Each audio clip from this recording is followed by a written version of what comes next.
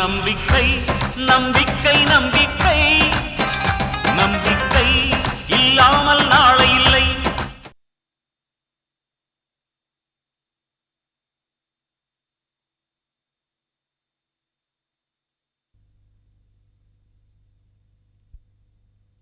ஓம் தத்புருஷாய வித்மஹே வக்ரதுண்டாய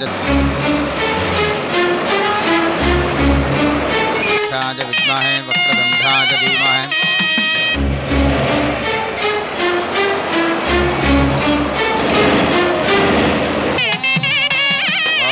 प्रथम पदजे नमः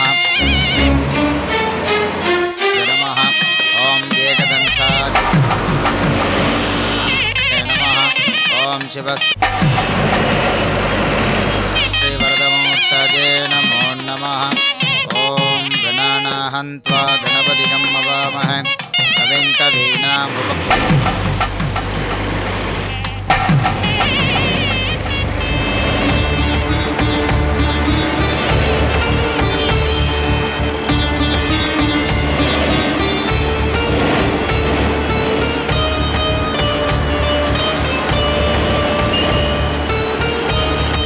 गट्टिमेलम मांगल्यं मम जीवनहेतुना कंठे वर्धानि जीव शरदां शतं मांगल्यधारणो शुभमुहूर्तो अस्तु सुप्रतिष्ठितमस्तु शतमानं भवति शताय पुरुषः शतेन्द्रिय आयुष्येवेन्द्रिये प्रतिष्ठति धनं धान्यं पशुं भगपुत्रलाभं शतसंवत्सरं दीर्घमायु रोजनो रोजमानः शोभनः शोभमानः कल्याणः.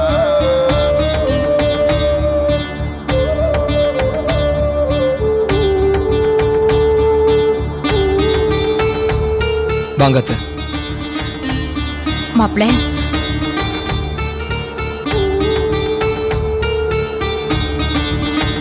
மாப்பிள்ளை நல்லா இருக்கீங்களா? நல்லா இருக்கேன் அத்தை.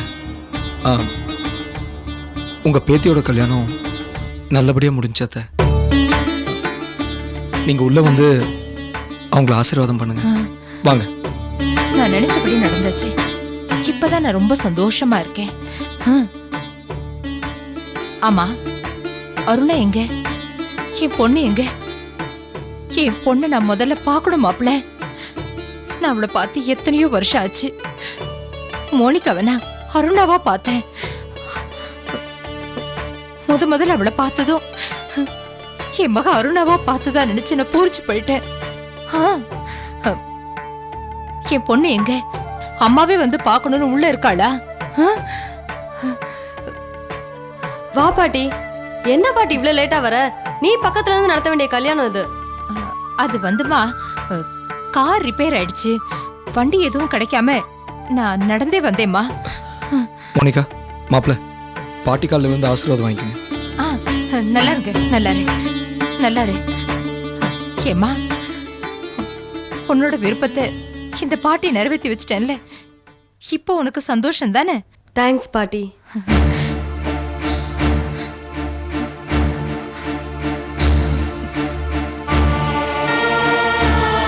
என்ன பாட்டி, யார தேடுற? உங்க அம்மாவதான். நான் வந்து இவ்வளவு நேரம் ஆச்சு, என்னை இன்னும் வந்து பார்க்கலையே. உங்க அம்மாவுக்கு என் மேல இருக்கிற கோவம் இன்னும் தீரலையா அம்மா? ஆமா, அவ ரோஷக்காரிதான். நான் வந்து முதல்ல பேசணும்னு நினைப்பா. மோனிகா, அம்மா எங்க? உள்ளதான் இருக்காங்க பாட்டி. வா.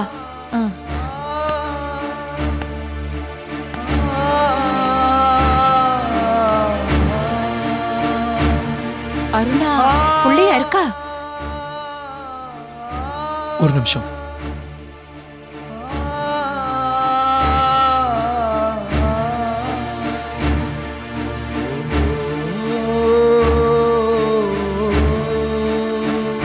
அருணா,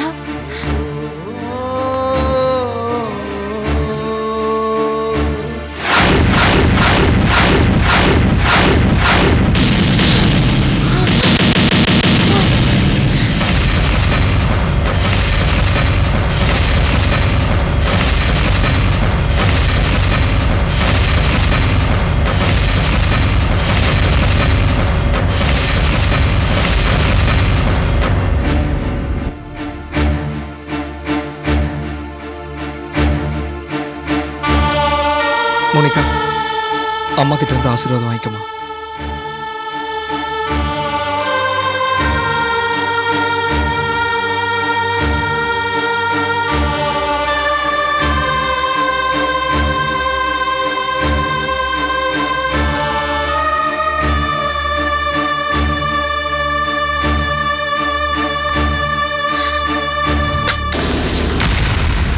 மாப்பிள்ளை அருணா, என் மக அருணா உயிரோட இல்லையா? இல்ல அத்தை, அருணா செத்து பல வருஷங்களாச்சு.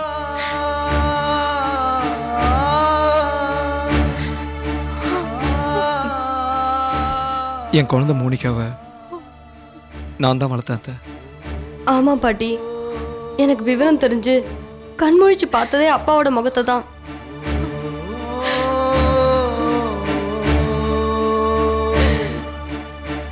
என் மக உயிரோட இல்லைங்கிறத ஏன் இதை என்கிட்ட யாருமே தெரிவிக்கல? அந்த அளவுக்கு நான் பாவி ஆயிட்டேனா? தெரிவிச்சோம் அத்தை. ஆனா அப்ப நீங்க ஜெயில இருந்தீங்க, உங்களுக்கு தகவல் வந்து சேரல.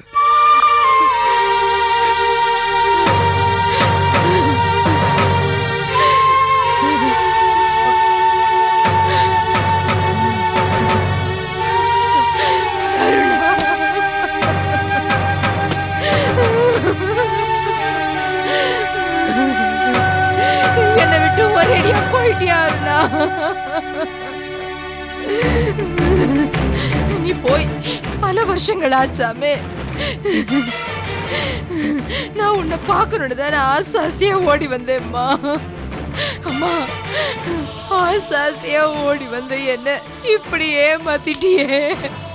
ஐயோ, இது கேட்டுட்டு நான் உயிரோட இருக்கணுமா? நான் உயிரோட இருக்க கூடாது, இருக்க மாட்டேன்.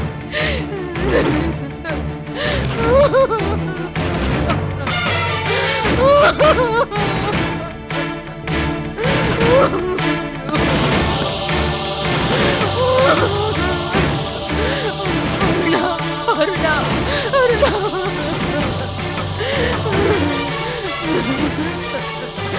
அருணா,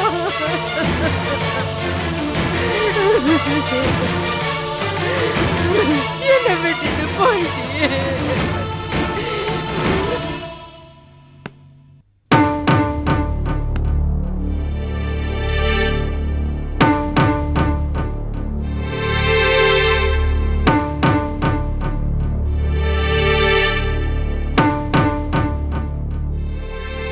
வா சிந்தாமணி.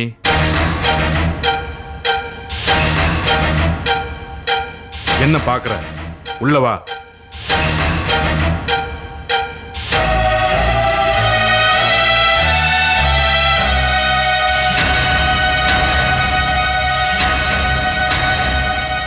நீங்களா? ஏன் வீட்லயா? அதுவும் நட்டு நடு வீட்டுல கால் மேல கால் போட்டு உட்கார உங்களுக்கு எவ்வளவு தைரியம்? உன் வீடா?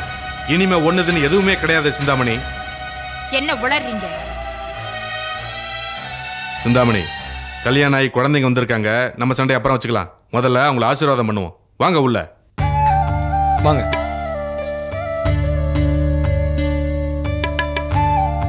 தாத்தா, உங்க ஆசீர்வாதம் தான் முதல்ல வேணும். என் ஆசீர்வாதம் உனக்கு எப்பவும் இருக்குண்டா. அதுக்கு முன்னாடி மாதேஷோட அப்பா அம்மா கிட்ட ஆசீர்வாதம் வாங்கிக்கிங்க. என்னது?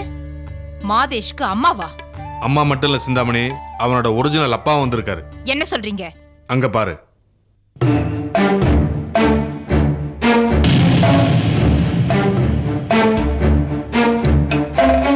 இவங்களா? இவங்களே தான். மாதேஷ பெத்த அப்பா அம்மா இவங்க தான். வளர்த்தவர் தான் இந்த சுப்பையா. சஞ்சயோட தம்பி தான் மாதேஷ். உன்னால சீரழிக்கப்பட்டு பிரிஞ்சிருந்த இந்த குடும்பம் இன்னைக்கு கடவுளோட அருளால ஒண்ணு சேர்ந்திருக்கு. மாதேஷ், மோனிகா, இவங்க கிட்ட வந்து ஆசீர்வாதம் வாங்கிக்கிங்க.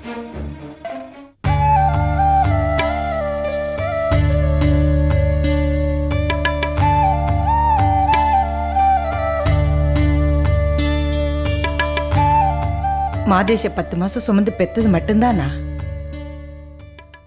ஆனா அவனை ஆளாக்கின பெருமையெல்லாம் சேர வேண்டியது இன்னொருத்தருக்கு. மாதேஷ படிக்க வச்சு ஆளாக்குனது யார் தெரியுமா? யாரு? நான் தான். நீயா? ஆமா சிந்தாமணி அம்மா, மாதேஷை வளர்த்தது என்னமோ நான் தான். ஆனால் அவனை படிக்க வச்சது, அவனுக்கு நல்ல உத்தியோகம் வாங்கி கொடுத்தது, அவனுக்கு வேண்டிய செலவுகள் செஞ்சதெல்லாம் நந்தினி அம்மா தான். நீ எங்கெல்லாம் இருப்பியோ அங்கெல்லாம் நானும் இருப்பேன். ராஜேந்திரன் குடும்பத்தை நடு வீதிக்கே நீ அனுப்பி வச்ச. ஆனா அவரை நான் என் சம்மந்தி ஆக்கிக்கிட்டேன். அவர் மூத்த புள்ள சஞ்சய நீ ஜெயிலுக்கு அனுப்பி வச்ச. ஆனா என் மாப்பிள்ள சஞ்சய நான் வெளியே கொண்டு வந்துட்டேன். இப்ப பாத்தியா, அவர் 2வது மகன் மாதேஷ உன் பேத்திக்கே மாப்பிள்ளையாக்கிட்டேன். நீ எங்க வட்டம் போட்டாலும் அது முடிவுல இந்த நந்தினி தான் இருப்பா. அத புரிஞ்சுக்கோ. ஆரம்ப நாள்ல என்னையும் தங்கச்சி பழி வாங்குறதுக்கு நீ துடிச்ச. உன் பிடியில இருந்து அருணாவை காப்பாத்துறதுக்கு நான் எவ்வளவு பாடுபட்டிருப்பேன் தெரியுமா? அதனாலதான் எல்லாருமா சேர்ந்து என் அருணாவை கொன்னுட்டீங்களே. வாய மூடு. நீ நந்தினிக்காக வச்ச விஷம் தான் உன் மகளையே பாதிச்சிருச்சு. ஆனா கடவுளோட அருளால நவீன சிகிச்சை மூலியமா எனக்கு மோனிகான்னு ஒரு அழகான குழந்தை கிடைச்சா. ஆனா அவ கூட வாடுறதுக்கு தான் அருணாக்கு கொடுத்து வைக்கல. நீ செஞ்ச பாவம் தான் உன் மகளையே அழிச்சிருச்சு. என் மகளாவது இந்த மத்த உறவுகளோட சந்தோஷமா இருக்கட்டும் நான் நினைச்சேன். நீ செஞ்ச அக்கிரமங்களுக்கெல்லாம் ஒரு முடிவு கட்டுறதுக்காகத்தான் என் மாமாவோட சொல்படி என் பொண்ணுக்கு முன்னாடி நான் இந்தியாவுக்கு வந்தேன். அது மட்டும் இல்ல, காயத்ரி நீ ஆள் வச்சு அடிச்சியே, அவளை காப்பாத்தினது யார் தெரியுமா? நான் தான். அது மட்டும் இல்ல, மோனிகா உன் கூட பாசத்தோட பழகி உன் சொத்தெல்லாம் எழுதி வாங்கி உன்னை நடுத்தரில் நிக்க வைக்கிறது திட்டம் போட்டது யார் தெரியுமா? நானும் மாமா நந்தினியும் தான்.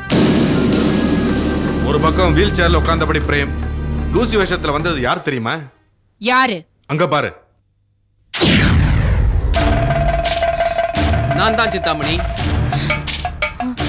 என்ன பாக்குற? என்ன அடையாளம் தெரியலையா?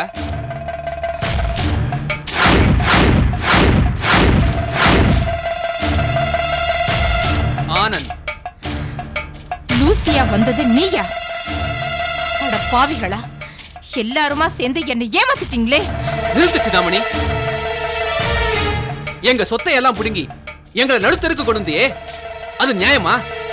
மோனிகா தம் மக வைத்து பேத்தின்னு தெரிஞ்சதும் சொத்தெல்லாம் அவ பேர்ல ஏறி வச்சியே. ஏன்? சக்தியும் காயத்ரியும் உன்னோட பேத்திங்க தானே. அம்மா அம்மான்னு கடைசி வரைக்கும் உன் காலடியில கடந்த வசந்தோட பொண்ணுங்க தானே அவங்க. அவங்கள போய் கொலைப்படுறதுக்கு துணிஞ்சியே. எங்க எல்லாரையும் மிரட்டி நீ என்னத்த சாதிச்ச சொல்லு. இப்ப கூட ஒண்ணு இல்ல, உனக்கு கடைசியா ஒரு சான்ஸ் தரும். திருந்தத்துக்கு வழியை பாரு. மரியாதையா திருந்து.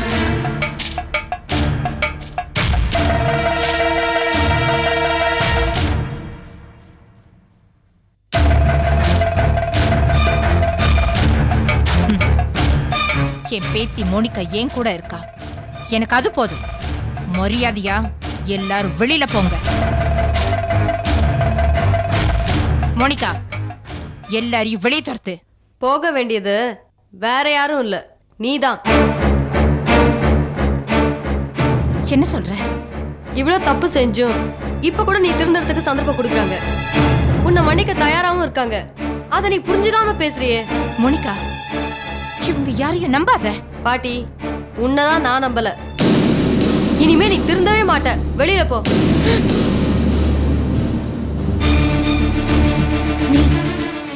நீ என் பேத்தி, நீயே என்ன வெளியே போ சொல்ற? நான் தான் சொல்றேன், வெளியில போ. இது ஏன் வீடு? என்ன துரத்த நீ யாரு? இந்த வீடு உட்பட உன் சொத்துக்கள் எல்லாமே என் பேர்ல எழுதி வச்சாச்சு. உனக்கு இந்த வீட்டுல எந்த உரிமையும் இல்ல. வெளியில போ. வெளியில போ. போ. உனக்கு இந்த வீட்டுல எந்த உரிமையும் இல்ல. வெளியில போ. வெளியில போ. என்னம்மா சிந்தாமணி அம்மா, உன் 2 பேத்திகளையும் ஓட ஓட விரட்டின. இன்னைக்கு உன் இன்னொரு பேத்தி, உன் மக வைத்து பேத்தியே வந்து உன் கழுத்துல கைய வச்சுட்டா பாத்தியா? இப்போவாது புரியுதா இந்த உலகத்துல கடவுள்னு ஒருத்தர் இன்னும் இருக்காருன்னு? சிந்தாமணி, முதல்ல இடத்த காலி பண்ணு. போறதுக்கு இடம் இல்லைன்னு வருத்தப்படாத. விசாலம் பேர்ல ஒரு ஆசிரமம் இருக்கு, உனக்கு அங்க 3 வேளையும் சோறு கிடைக்கும். போ. ஆமாமா, இங்கே இருந்து அழுதுட்டு இருந்தா என்ன அர்த்தம்? சீக்கிரம் கிளம்புற வழியை பாரு. நீ போனதுக்கு அப்புறம் தான் நாங்க வீட்டு ஃபுல்லா டெட்டால் விட்டு கழுவணும். நிறைய வேலை இருக்கு. கிளம்பு கிளம்பு. ஏன் நந்தினி, யாராவது செத்து பொணமா போனதானே வீட்டெல்லாம் கழுவி விடுவாங்க. அங்கிள், இனிமே இந்த சிந்தாமணி செத்தா மாதிரி தான். வாடி ஓடி.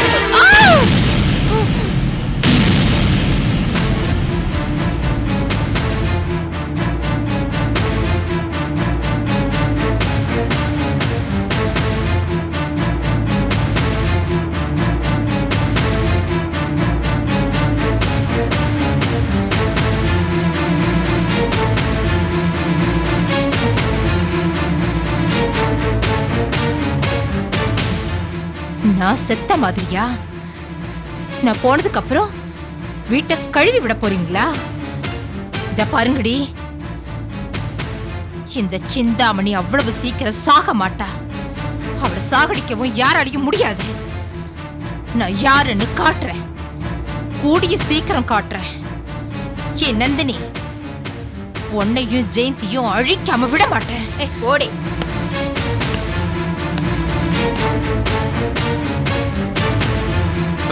இன்னையோட நம்மளை பிடிச்ச சனியை ஒழிஞ்சுது. உன் மக வைத்து பேத்தியே வந்து உன் கழுத்துல கைய வச்சுட்டா பாத்தியா? மோனிகா உன் கூட பாசத்தோட பழகி உன் சொத்தெல்லாம் எழுதி வாங்கி உன்னை நடுத்தரில் நிக்க வைக்கிறது திட்டம் போட்டது யார் தெரியுமா? நானும் மாமா நந்தினியும் தான். இந்த வீடு உட்பட உன் சொத்துக்கள் எல்லாமே என் பேர்ல எழுதி வச்சாச்சு. உனக்கு இந்த வீட்ல எந்த உரிமையும் இல்ல, வெளியில போ. உனக்கு இந்த வீட்ல எந்த உரிமையும் இல்ல, வெளியில போ.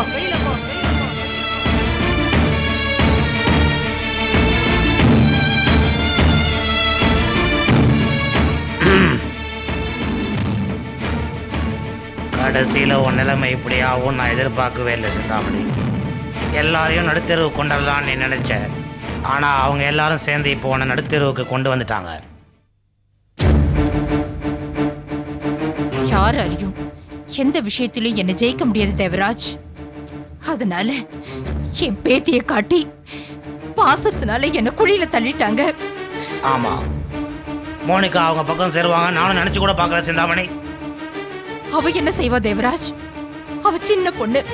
இவங்க எல்லாரும் சேர்ந்து அவ மனச மாத்திட்டாங்க.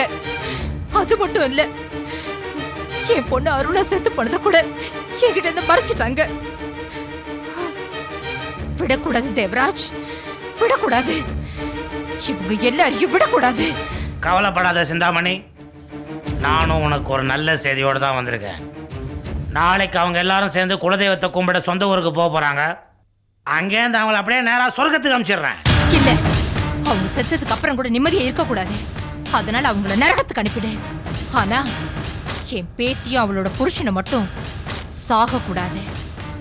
மத்தவங்க எல்லாரும் சாகிறத நான் என் கண்டால பார்க்கணும். அவ்வளவுதானே?